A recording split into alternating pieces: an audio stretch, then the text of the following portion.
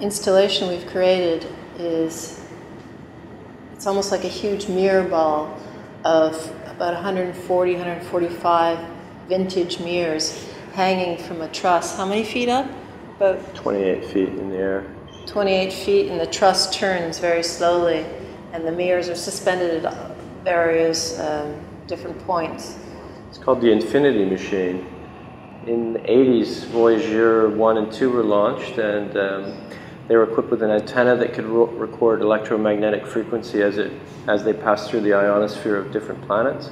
There's sounds that we can hear from space. It's quite fascinating. And so we're playing a bunch of those sounds as the soundtrack to our giant mirror ball, which turns very slowly, almost has a planetary feeling to it.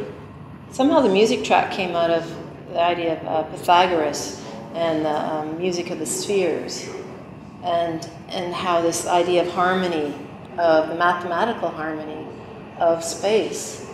And everything sort of came together, but then George came up with the idea of just, well, mirrors. What about just mirrors? Just more about simplifying it too, because we were going to have all kinds of objects hanging from the ceiling, and then thinking about what could actually be resonant and have maybe a spiritual resonance as well.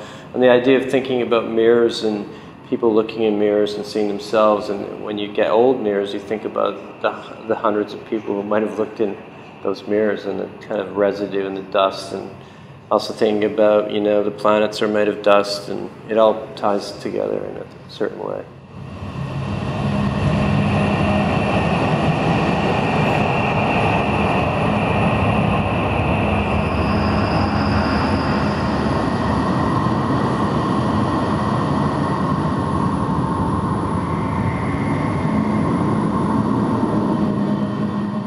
The frescoes have been taken out and returned to Cyprus. The story doesn't go away, and it lingers. In fact, the absence of the frescoes makes you think about it, wonder, ask the question, where are they? And so I think the idea in having an ongoing life to the building was to find other artists who would do a work or bring a work that had a kind of emotional and spiritual resonance with the project that was here. And I think that the Cardiff-Miller installation is particularly effective as an installation and as a work that would follow the frescoes.